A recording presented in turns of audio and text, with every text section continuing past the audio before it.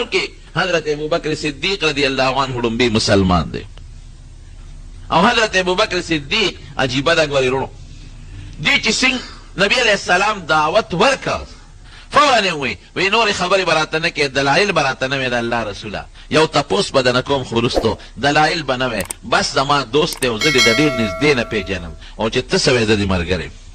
خدای لومبي مسلمان کله چې حضرت ابوبکر صدیق د مور نه پیدا کېده نو مور یې وی ما د یو غیبي سړي یو اواز واورېده چې ابوبکر کله پیدا شو، یا امة الله بالتحقیق ابشری بالولد العتیق.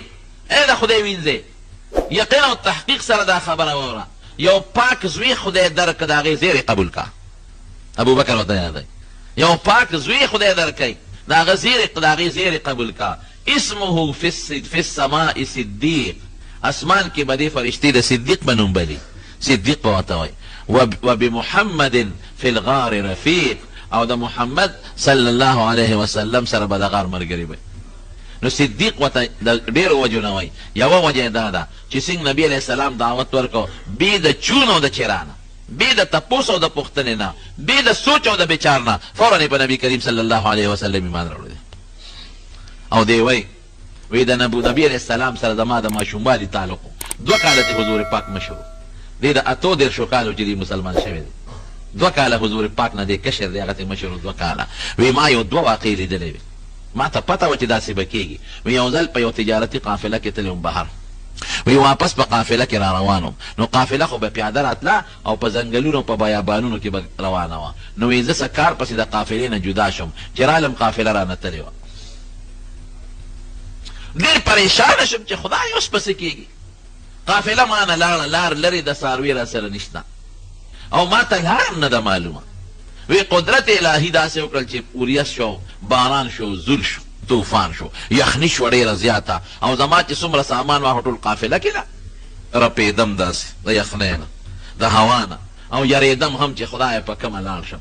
وی شپه شوه را باندې، تیاره شوه، بیابان ځنګل دی، حیوانات شته، غله شته، ډاکوان شته، زمري شته، وجود مې د یخنۍ نه رپېږي، باران دی، شته سامان نشته، څاروي نشته. وی د لرې ځای نه مې یو رڼه ولیده.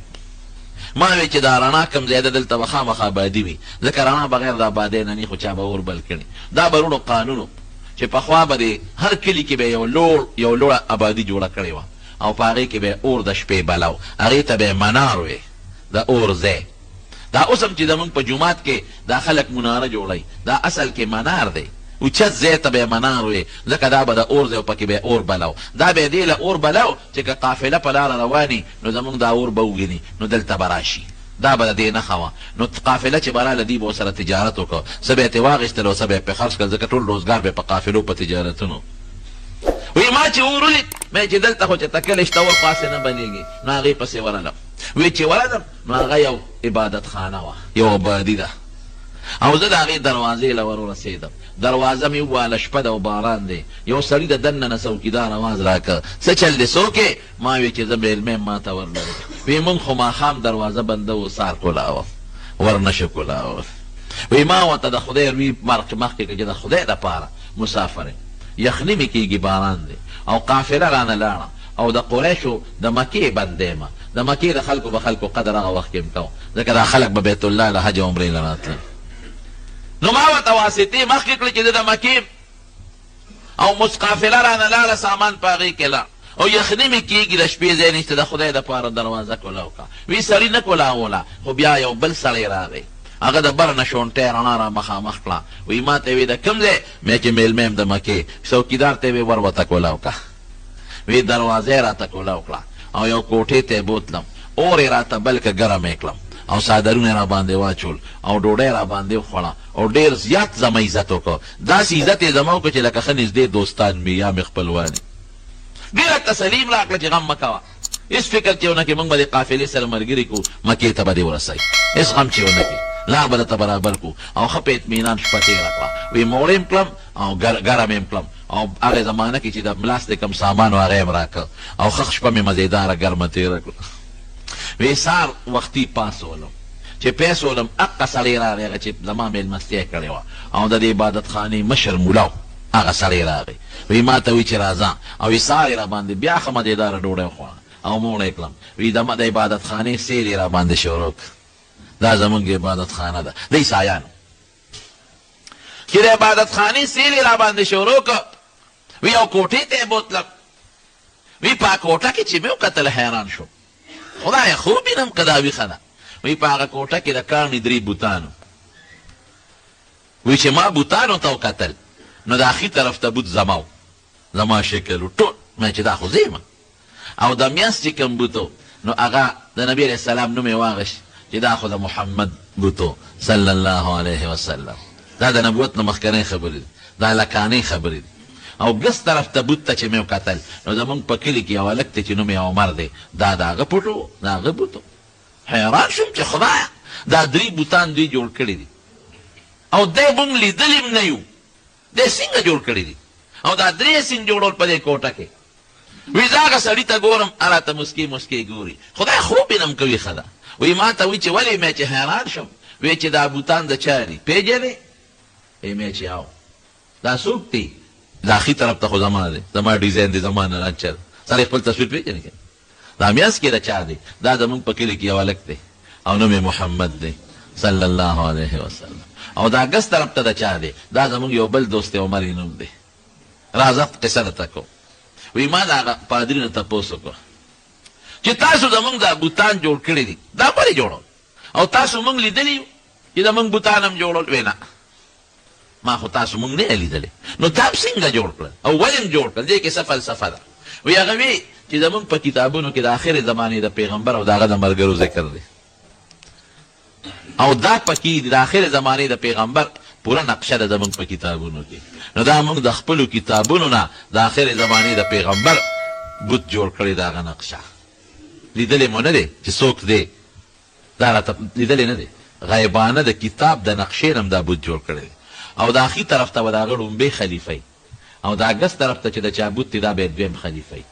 او تاسو مونږ لیدلې نه یې. دا هم د خپلو کتابونو نه دا نقشې رسېدلې او دا بوتان هم جوړ کړي.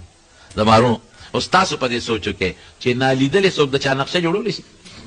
نقشه خو د هر چا دا 2 سپېمې دي او دا 2 سترګې دي او 2 غوږونه دي او دا یوې خوله ده او د هر چا دغه یو سر دی او لاسونه او خپې او خېټې ده. نو چې نالیدلې څوک نقشه کوم ځای جوړولی شي؟ خو که لږه پوزه د نه غټه شوه نقشه بدله شوه، یا که پوزه لږه وړه شوه نقشه بدله شوه، یا که سترګې لږې وړې غټې شوې نقشه بدله شوه. ټول خلک یو شان دي، چا سترګې غټې چا وړې، د چا پوزه غټه د چا وړه، د چا رنګ یو شان د چا رنګ بل شان. نو یو شی دی که نه. نو چې نالیدلې یو انسان د چا فوټو جوړی او بوت جوړی اندازه ولګوي چې دا به څومره صفت په کتابونو کې ذکر دی، دا به پوره ذکر دی. د انچونو پته نه ورته چې دونه داسې پوزه ده. او قرآن شریف کې الله تعالی فرمایي ګورئ دا د ځان هم درته نه ویم. الله فرمایي هو الذي ارسل رسوله بالهدى ودين الحق ليظهره على الدين كله وكفى بالله شهيدا. محمد رسول الله والذين معه أشداء على الكفار رحماء بينهم تراهم ركعا سجدا يبتغون فضلا من الله ورضوانا سيماهم في وجوههم من أثر السجود ذلك مثلهم في التوراة ومثلهم في الإنجيل. دا یو صفت ذکر کړی د نبی علیہ السلام او د هغه د ملګرو یو څو صفتونه دلته ذکر شوي دي چې دا به د کافرو په حق کې سخت او د مسلمان په حق کې به نرمي او په دې تندو به د سجدو نښې موجودې وي. د تندو د سجدو نښې دا چې د دې تندو نه به د عبادت رڼاګانې ښکاره کېږي او دا صفت یې په تورات او په انجیل کې شته. کزرع اخرج شطأه رسو یو بل مثال ورکوي. نو دا خو د اوصافو نقشه ده په کتابونو سابقه او مخکنو کې، خو د شکل نقشې هم په کتابونو سابقه کې شته. وی ما ته وی چې ته به لومبی خلیفه او دا عمر به 2م خلیفه. یو مې دا د هغه نه واورېدل. وی 2م حضرت ابوبکر صدیق وی یو ځل یو قافله کې شام ته تلو په خصائص کبرا کې سیوطي رحمت الله علیه دا واقع نقل کړی. او دا 2م ابن خلکان دا لومبی نقل کړی د په وفیات العیان کې. وی چې شام ته تلو یو ځل نو په شام کې ناستو یو سړی راغی. مونږ داسې قافله کې ناست یو تجارتي. وی هغه سړي ما ته نیغ نیغ کتل. وی لږ کتاب یې راواغېست.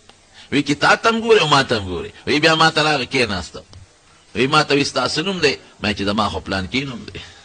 د چا زوی؟ د فلانکي. د کم قوم سره د تعلق دی؟ د فلانکي قوم بنو تیم او د قریشو.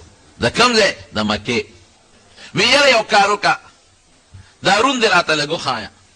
وی مې چې زما پرون څه کې زه روند چاته نه ښیم. وی زما پکې غرض دی دارون دی راته وښایه دی کې مې غرض دی وی مې چې ضرور نه خیم وی خلکو وی چې تا نه پیسه دي وښایه ورته وی رون مې ورته وښو نو زما په دې رون یو تور داغ و وی ما ته وی چې بس ما خپل کتاب وکت او تا دا نقشه مې وکتله ته به د آخر زمانې د پیغمبر نوم خلیفه بس غلی شم زمانه تیره شو نو چې کوم وخت حضرت ابوبکر صدیق رضی الله عنه له نبی علیہ السلام دعوت ورکړ چې ایمان راوړه نو حضرت نبی ابوبکر صدیق ورته سوای حضور پاک دعوت ورکړي ورته سوای وی سب به تاسو در باندې د ایمان دی به تاسو خو ستاسو د پیغمبري او دلیل مراته وخا یو نه دا دلیل د دې لپاره نه چې کله خو ایمان راوړم او کده نه خاونه راوړم نه ایمان مې راوړم اصل دلیل دې سنه وی حضور پاک راته فرمایي چې په شام کې فلان کی پادری ستا پرون کم داخ کتل او دا زما د پیغمبري دلیل وی ما وتعال نو رونه ګورې دا د غیب علم نه چې پریز خزان خبر کې دا معجزه ده دې ته معجزه وای معجزه دې ته وای چې د پیغمبر د خلینا یا د لاس نه داسې کار ښکاره شي چې عقل پاغې کې کار نه کوي او د عادت هم خلافي دې ته معجزه وای معجزه چې کله خدای غواړي نو کیږي چې خدای نه غواړي نه کیږي او د غیب علم هر وخت کې سړي سره چې چاته د علم نو هر وخت یو علم چا سره شته نو هغه هر وخت هغه سره علم چې دې بیداری او سلیوانتوب پینی او معجزه چې خدای کله غواړي وی کله چې خدای نه غواړي نه دلته خدای غوښته نو د غیب